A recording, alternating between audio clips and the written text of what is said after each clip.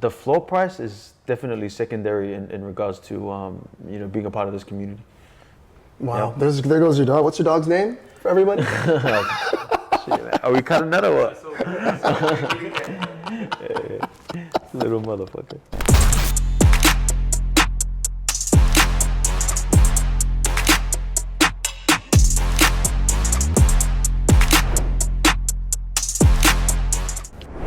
Hello everyone, welcome to DubaiLAD. I'm Alan J, and this is Sam, the infamous Sam, who is the founder and CEO of Trillionaire THUGS. Yes, sir. Wow, brilliant. What's up, man? Beautiful. You have a beautiful place, by the way. Thank you, sir. And your style is impeccable, and even your interior design. Love it. Come on, hey, I'm point, baby. You know what I'm saying? Okay, so you've had one of the most successful NFT drops in 2022. Yep. Can you tell us a little bit about your background and how you got into NFTs? Damn. So, I've been interested in NFTs since well, first of all, I'm gonna take it back. So, crypto in general, right? I've been investing since 2015, and in Bitcoin, Ethereum in 2017, and I became interested in NFTs in 2017 with the big ICO craze and watching CryptoPunks and also Crypto Kitties, and I was more like just observing it. Didn't invest or anything.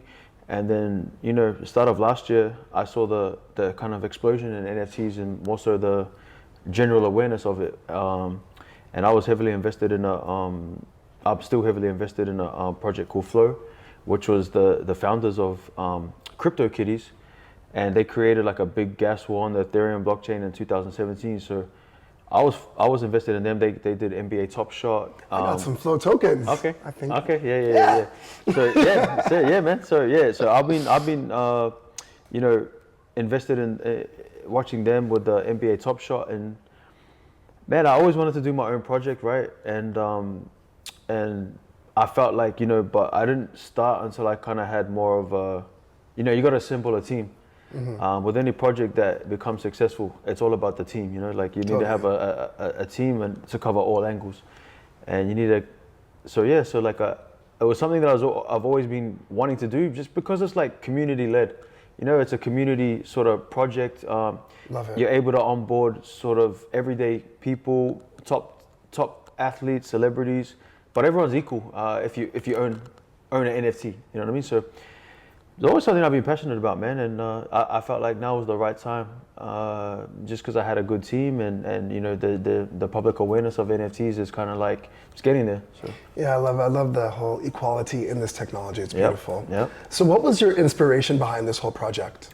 So with Trillionaire THUGS in particular, I felt like a lot of the more I'm into hip hop, right?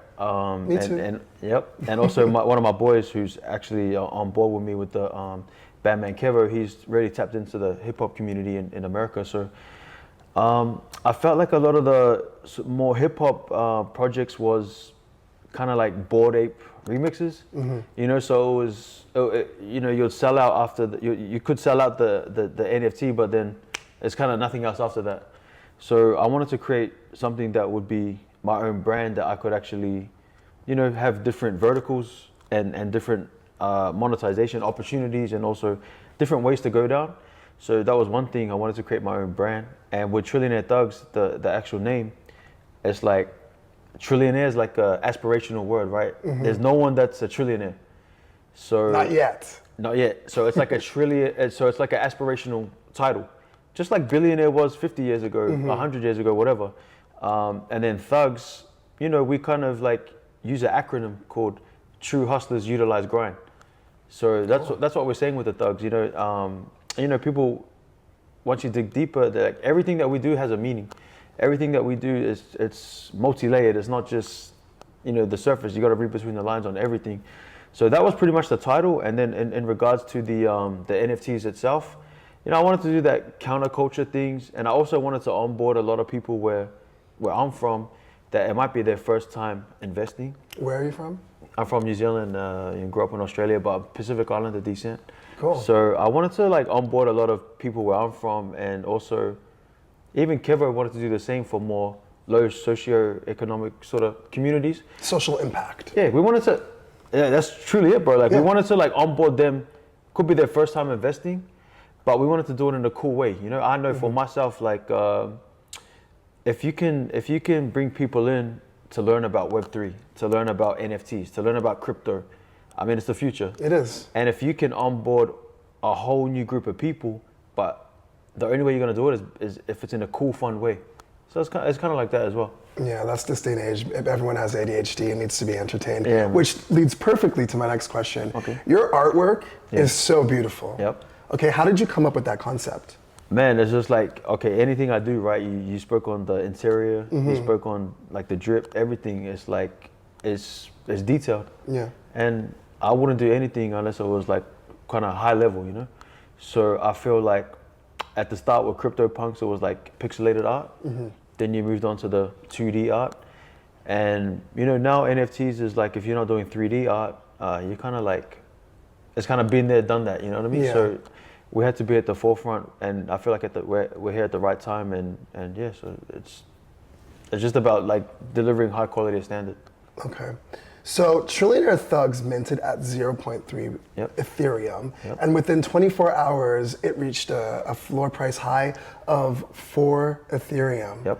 How did it manage to grow so high or fast? So we obviously we only had 7,777, but we had like over 173,000 in the Discord. Oh, wow. Discord alone. I don't think it was that quick. It was probably like 3-4 days.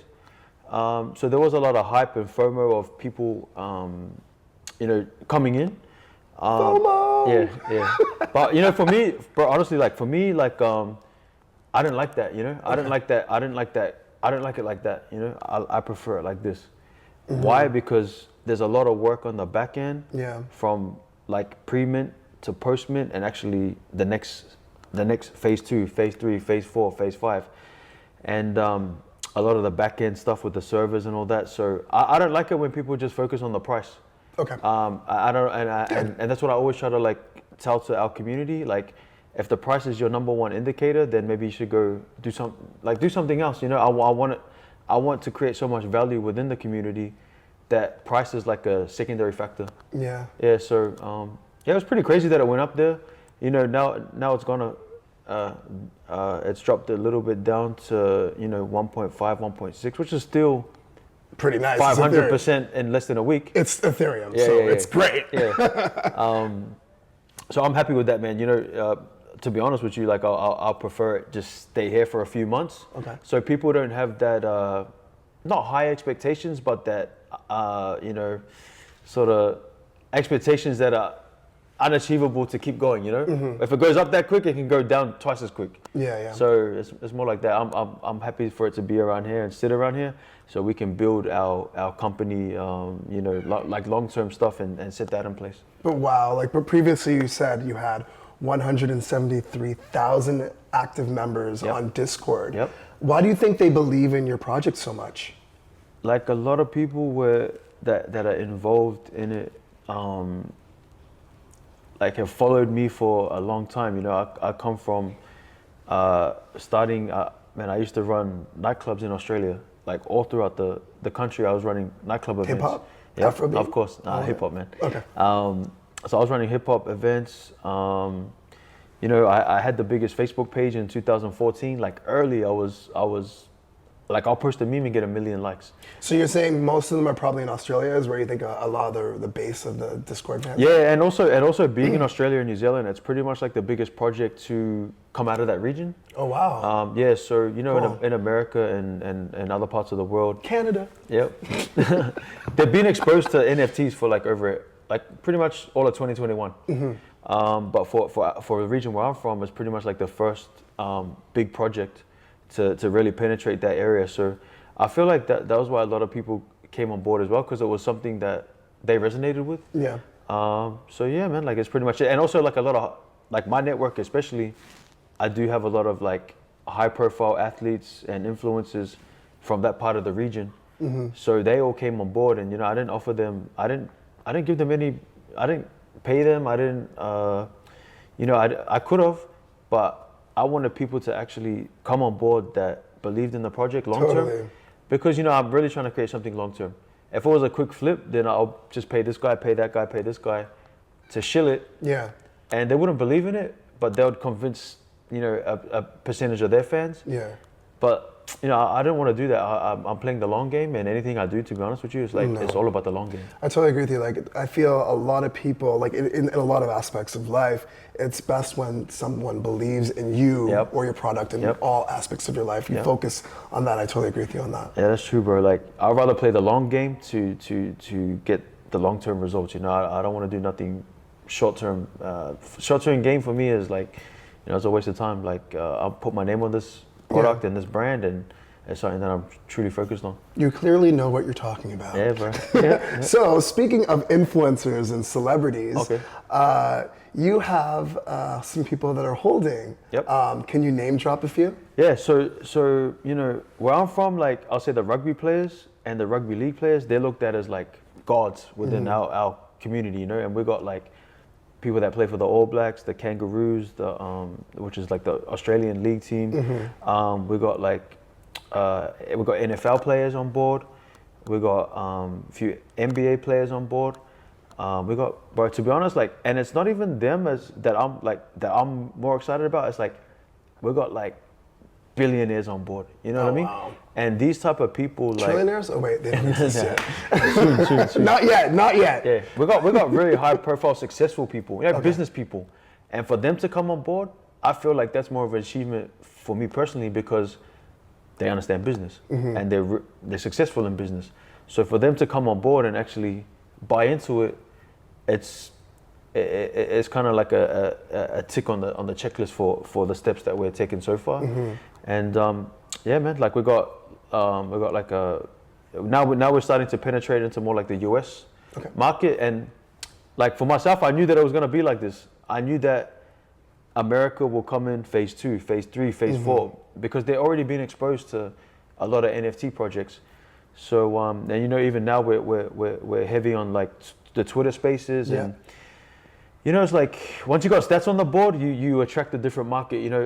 Certain people, they don't mind paying like you see with the Bored Apes, they don't mind paying 100,000, 200,000 to invest because they have that kind of money and it's more like seen as a safe investment. So yeah, man, I know that there's different phases where different people are gonna come in.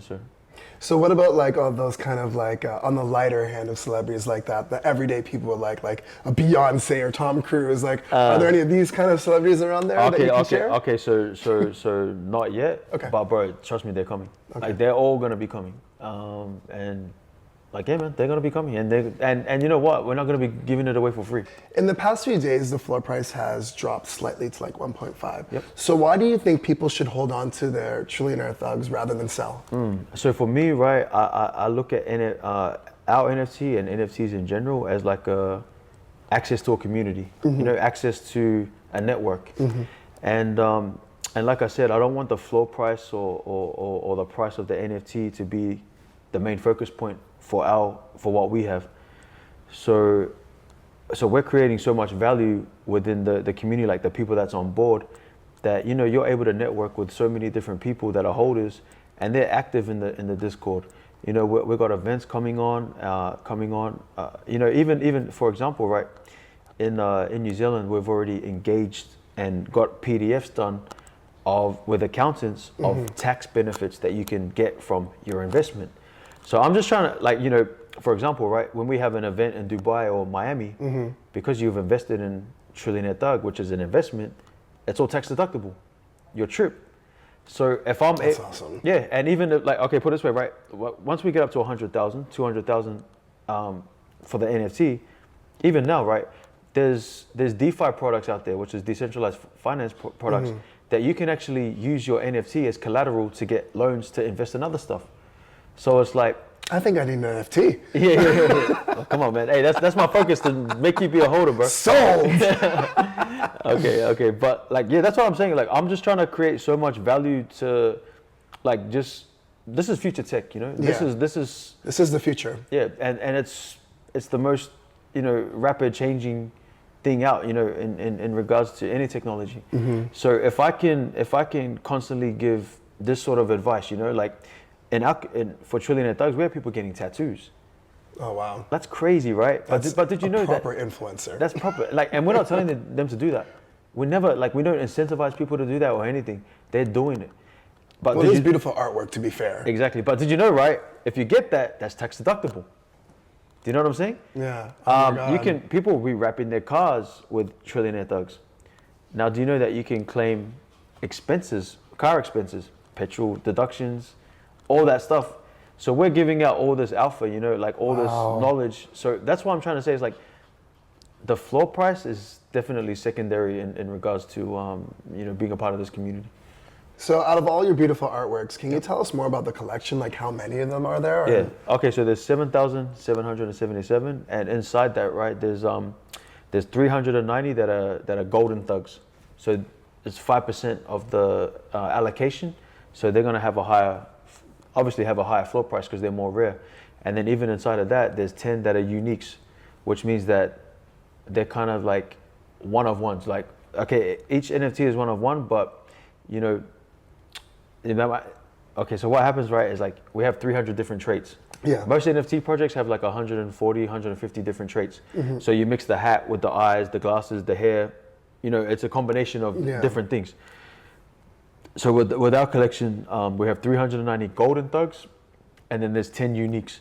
So the 10 uniques is gonna be at a crazy price, and the 390 thugs is even more rare. So before the on the mint day, you don't know what you're gonna get.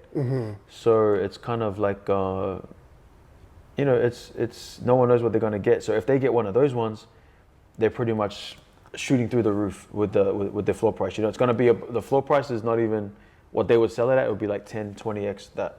And then even what we're doing to incentivize people to hodl, which is the hold on for dear life. After 30 days, we're doing an airdrop to everyone that hold it since mint, and they're gonna get a free weapon. And it's a separate NFT, and you can do 3 things with that. You can either keep it on the side and don't do anything with it and just let it increase in value. You can sell it back on the marketplace, or the third option is you can equip it to your thug, and now you combine them both together, and now your thug's holding a weapon. So you think about it, right? That's boss. Yeah, man. And even the weapons have scarcity, right? Yeah. So imagine if you get a golden thug and you merge it with a golden AK-47, for example. Now you just created something that's value is like up here, and way more desired than everything else in the collection. So there's cool things happening, man. That's really cool. So are all of those the next steps, or are there more that? No, so that's the next step. Are there more incentives? Like, so there's definitely more incentives. Like, you know, so our on the roadmap, right? We have like a play to earn game that we're building, and I come from the gaming industry. I have over 260 million downloads in games on the App Store. So it's something that we're able to deliver on, and that's our focus. And the play to earn model was like because of blockchain technology, it's like the new model where people play the game and they actually earn money. It's brilliant. Yeah, so you know with Fortnite and all that, you play the game, but you can't progress. You got to start paying. Yeah. So this is a whole new model, and it's because of NFTs and blockchain that this ecosystem is able to exist, where you can sell your stuff, you can buy stuff on the marketplace, and so. Yeah, so even people, they're going to be able to actually use their character inside the game. Okay. Eventually, so. That's so cool. Yeah, man. Your roadmap is extremely ambitious. Yeah. Like you were mentioning that you have like so many phases. Like what's the highest phase that you're at?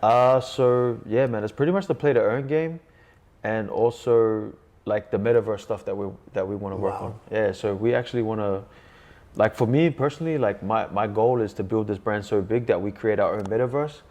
And the people inside of our community, they buy land and they open up their own businesses inside the Trillionaire Thugs metaverse. So to me, like anything that I do, right? Yeah.